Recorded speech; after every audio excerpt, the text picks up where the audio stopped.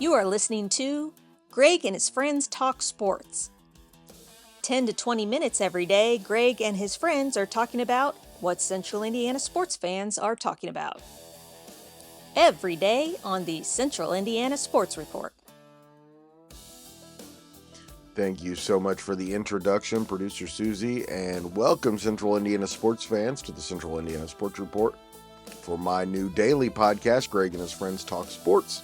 I'm your host, Greg Mengel, and every day my friends and I are talking about whatever Central Indiana sports fans are talking about, whether it's the Pacers, Colts, Fever, IU, Purdue, IndyCar, local colleges, high schools, and of course this week mostly the NCAA Tournament.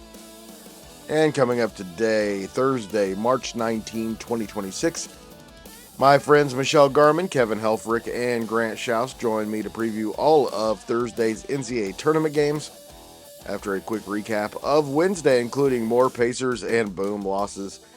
The Colts adding a former IU star to their receiver room, and the Indiana girls basketball All-Stars being named on Wednesday, and Michelle's thoughts on the WNBA, the Fever, and Caitlin Clark's return with the announcement of Labor Peace on Wednesday. This podcast, Greg and his friends talk sports, will be first thing in the morning. The next few days following the NCAA tournament, my friends and I will be discussing all of the tournament action every night on this show. Also later Thursday, we'll have an IndyCar report with Elijah Poe and an hour-long semi-state preview with Michelle, Kevin, and Grant that we recorded on Wednesday night. And on this show Friday, we hope to hear from a local coach or two on the action at Muncie. Thanks so much for joining us. My friends and I will be back tomorrow and the next day, and the next day, and the day after that. It's now 15 straight losses for the Indiana Pacers, 127-119 at home against the Portland Trail Blazers on Wednesday evening, despite having 9 players score in double figures and 2 more with at least 7 points. Kind of shows you their strategy. Ivica Zubac had 18 points and 8 rebounds in 18 minutes before leaving with a head contusion that appears to be minor, but we'll probably keep him out weeks at this point. The Pacers are now 15-55, the worst record in the NBA, and remain 3 games behind Sacramento to obtain one of the top 3 coveted spots in the May 10th draft lottery. And the Boom lost 111-107 in Greensboro.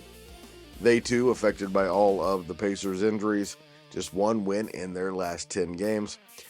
Their first season in Noblesville concludes with 3 straight home games, Friday at 7 and Sunday at 3 against the Austin Spurs, and then the season finale Thursday, March 26th against Cleveland. And as I mentioned briefly earlier and on yesterday's show, the WNBA and its players have reached an agreement, and it's a really good deal for the players. They receive a 400% increase in salaries and the salary cap with a $1.4 million Supermax contract slot and $300,000 minimum contracts. Also, Caitlin Clark was recently named MVP of the World Cup qualifying for Team USA. And the latest reports are Aaliyah Boston should be ready for the start of the season after sustaining a leg injury in an unrivaled league game. Hopefully that goes away now in the offseason. And here's my friend Michelle Garmon, the sports editor of the Tipton Tribune and Elwood Call Leader, on her thoughts on Labor Peace and the season ahead for the Fever. Joining me now is Michelle Garmon of the Tipton Tribune and Elwood Call Leader and of the Fever Report. And Michelle, it looks like there's going to be a Fever season. It does, and hopefully it will get started on May 8th. I know they're trying to get everything pushed through, but they say it usually takes about a month to actually get those agreements typed up and ratified, and the league's going to be pushing to have that all ratified by April 1st. And it kind of came out of from nowhere. Last I heard was they passed the deadline and the beginning of the season was probably going to be pushed off. It makes you wonder in some ways if somebody talked to each side a little bit, somebody that maybe the players really respected, told them, look, you do deserve more, but you can't ask for everything right now because of history. says the league has lost a lot of money for a long time. And if there isn't a season, you're going to be, there will not be good numbers. You'll be starting for almost like ground zero. The worst thing that the WNBA could have experienced this year was a lockout and to lose a season. I think even losing a half a season, yeah, they're going to be Fever fans that want to go watch Caitlin Clark. But I think overall, fans would find something else to do and to put their money. And I don't know that you always get them back. Look how long it took baseball to recover from its last strike. That's right. And they honestly got a great deal. Salary cap jumps from $1.5 million to $7 million, which is incredible. Supermax salaries of $1.4 million. I love the idea of the supermax salaries. You can play. I do too. I like the fact. Player. Yeah, and I like the fact that the minimum is like $300,000. I always hated that if they want certain things or, that they might make $50,000 or $60,000 in a year. And it's not your typical 9-to-5 job.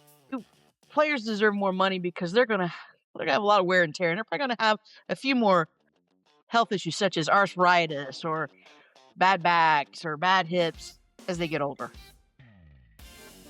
More good news is Caitlin Clark looked very good in the World Cup qualifier, and she says she's 100%. She looks 100%.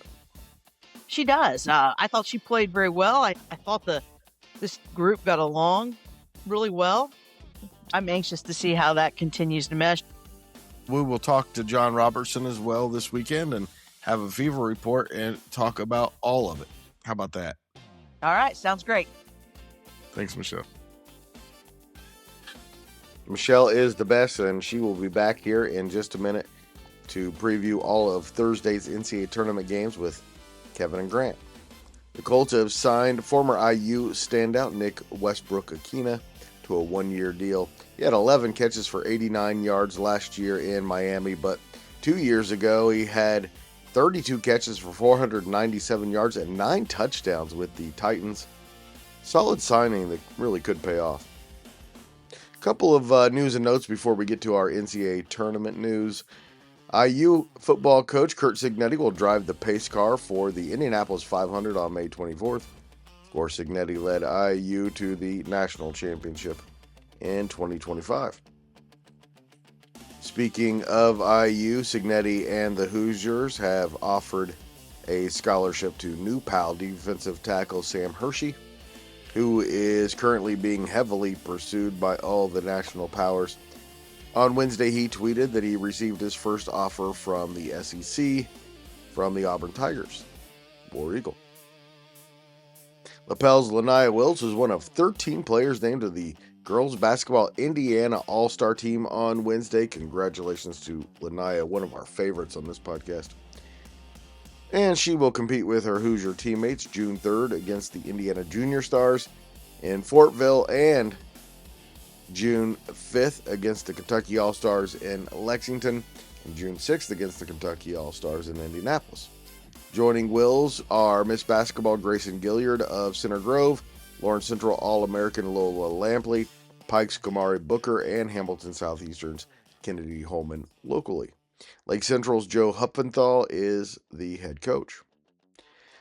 And Pendleton Heights junior Ada Hupfer was named a junior all-star. In fact, she was named to the Core 6 that will play against the Kentucky juniors on May 31st.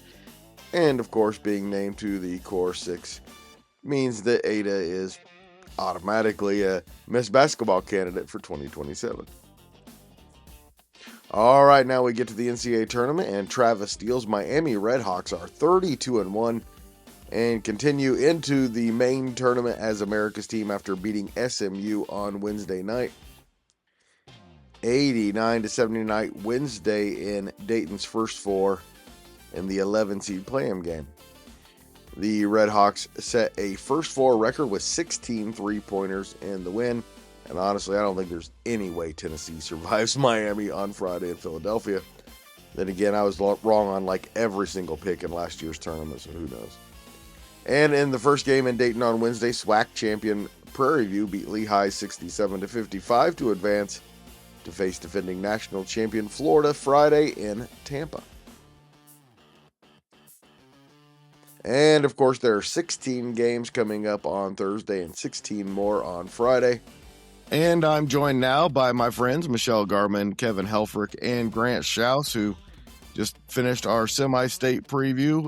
They are here now to talk some college basketball. I'm just going to go through the day's games in order and get their opinions on which ones they're most interested in, or maybe they have some insight on some of these games.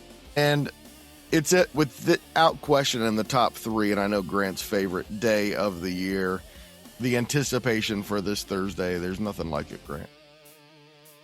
You know, when you're a kid and like you grow up on Christmas and everything, naturally as you get older, it doesn't have as much charm as when you're like 7 or 8 years old. Right. As you get older. Of course. Man, tomorrow and Friday is that feeling all over again. I'm just wall-to-wall basketball. I think it's a jointed opinion here with everybody that follows sports that, especially the first day, the Thursday, is the best day in all of sports, the best day on the sports calendar. There's a lot of other great events like Sunday at the Masters and the first Sunday of the NFL and all that kind of Indy stuff. 500. Indy 500, you know, the race day, everything's the Super Bowl, which is the most overrated event. But the NCAA tournament is just, it's awesome. It captures the charm. If you were lucky enough in school to have the teacher put the game on for you in class and you would watch some of the games, you were really fortunate. I asked some teachers the other day at the school I sub at, are you going to put the games on for the kids? And they all said no. I go, then you should be fired. That's right. I don't get that. That's Obviously, right. I'm joking. They shouldn't be fired, but I disagree. I think that you kind of create core memories for these kids, and Thursday's going to be a great day with some really good matchups throughout the entire day. And Michelle, even if you don't think it's the best event in the world, this Thursday and Friday are the best 2 full days of sports without question. Yeah, without question. They are spectacular. You get basketball all day long. I mean, and it starts at noon, and I don't think it wraps up until about 1 a.m. And then you turn around and do it all again on Friday. The first 2 days of March Madness are, I think, the absolute best. And it's not just basketball all day long, Kevin. It's high-intensity basketball all day long. It starts with that opening tip. The anticipation's there, and Grant's too young to remember this, but when I was a kid, I used to get sick every Thursday, Friday. I'd miss a couple days of school, even though my parents were both teachers. You only had the one TV. You tuned in, you had a regional game, and then you'd get only about 4 games. And now you set up 3 TVs, watching 3 different games at once. It's action-packed, nonstop. I love this time of year. Nothing better, like Grant said. There's no better time of year, I don't think, unlike Thursday and Friday. When I was in high school, I watched Ball State defeat Gary Payton and the Oregon State Beavers in class. So, teachers, you should be fired if you are not letting your kids watch games. All right, here we go. 12:15, Greenville, South Carolina. It's Ohio State against TCU. That's in the East region. I used to live in Greenville, South Carolina for about 7 years. I'm going to pick the Buckeyes in that one. And at 12:40 in Oklahoma City, Nebraska, going for their first ever NCAA tournament win against Troy in a South region game. I wouldn't be shocked, Greg, if Troy don't pull the upset. They play fast.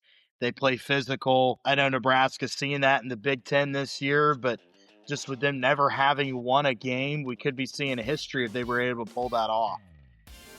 I'm taking Troy. I am too. 1:30 in Buffalo. It is Louisville against South Florida. Another one. Should be a really good game in the East region on TNT. Hey, Louisville announced today they will not have their point guard, Michael Brown, will not play in that game. So those people that are picking South Florida, I think they probably like their odds even more now, knowing that he's out. Looks like if Louisville would win on Thursday, that he would also miss the second round game.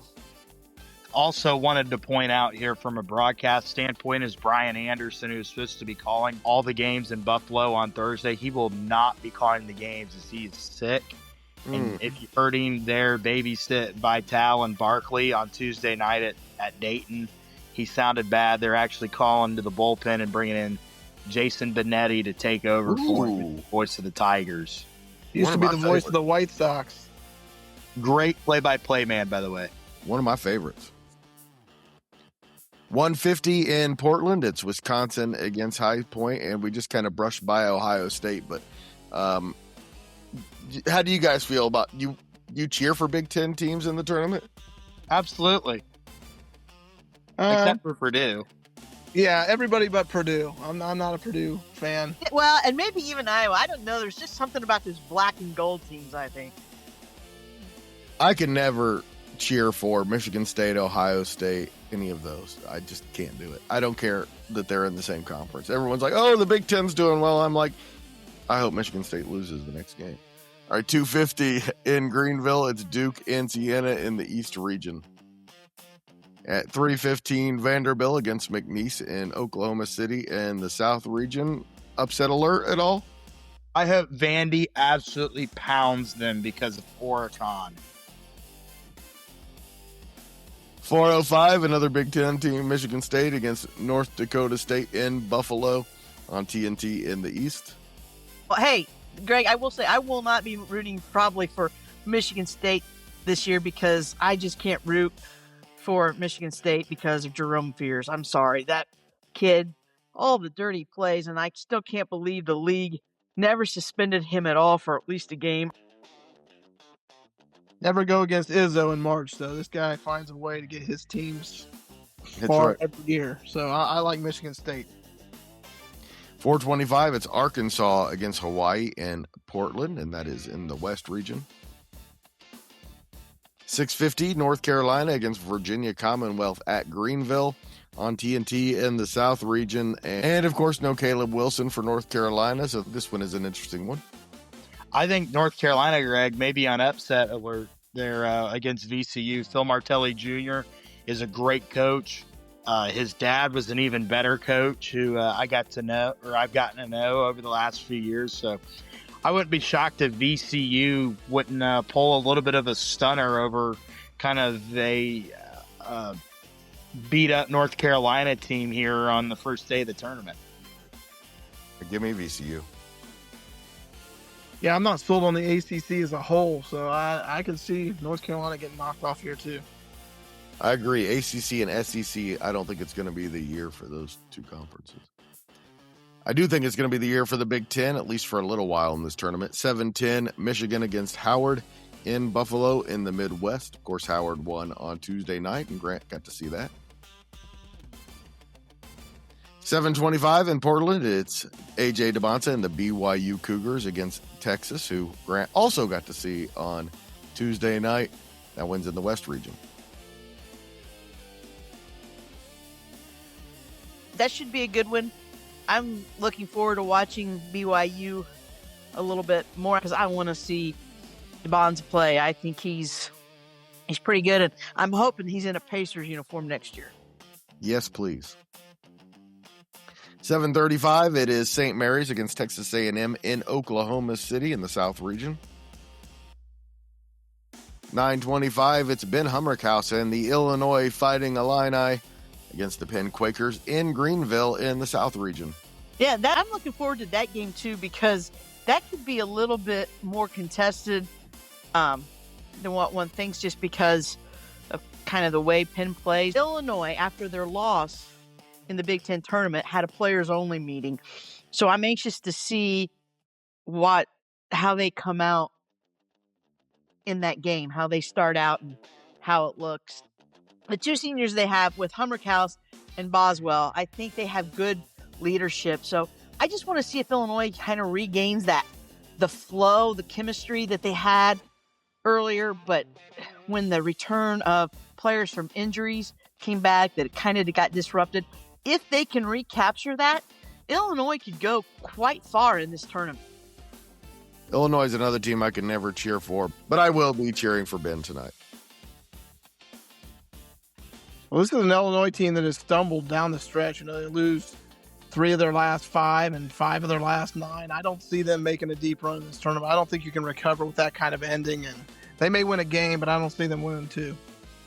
I'm taking Penn straight up to win this game. I think Penn is really well coached, and Illinois is kind of going to know what Penn's going to do. Penn's going to know what Illinois is going to do with Fran and Brad Underwood coached against each other in the Big Ten for so many years at Iowa and Illinois. So, but I'm going to take Penn to beat Illinois, actually, and kind of an upset pick of the day. Give me Illinois by 20.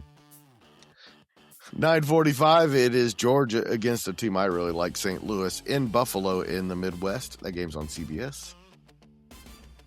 Robbie Avila, or as they're calling him, Larry Nerd. I like it.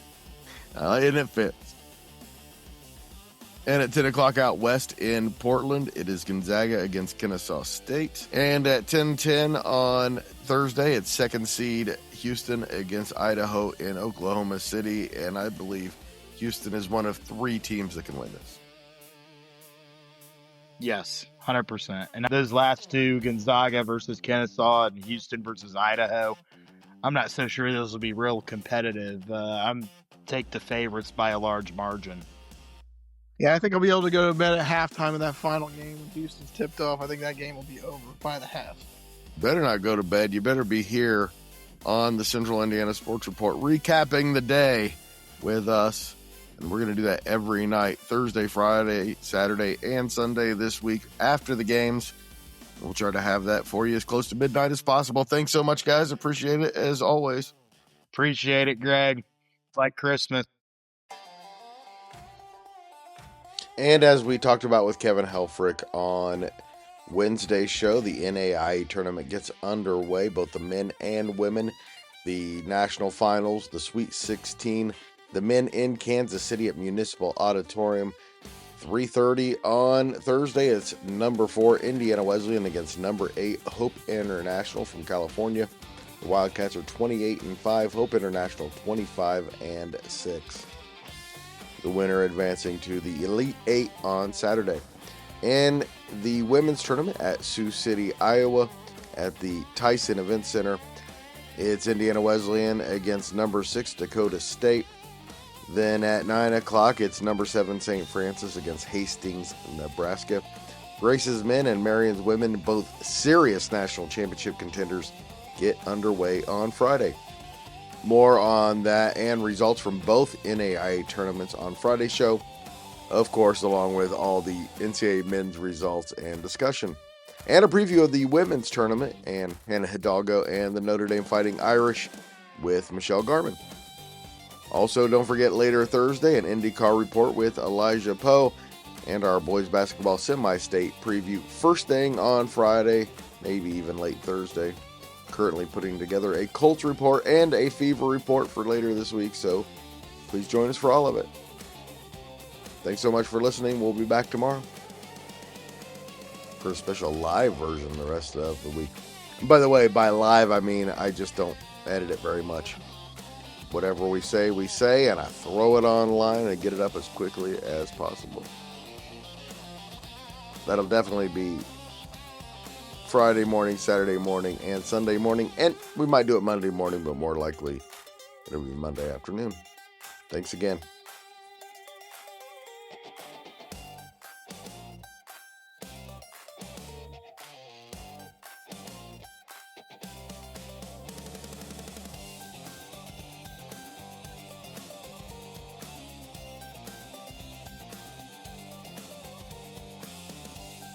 The Central Indiana Sports Report is a product of ITG Media, and I love Susie.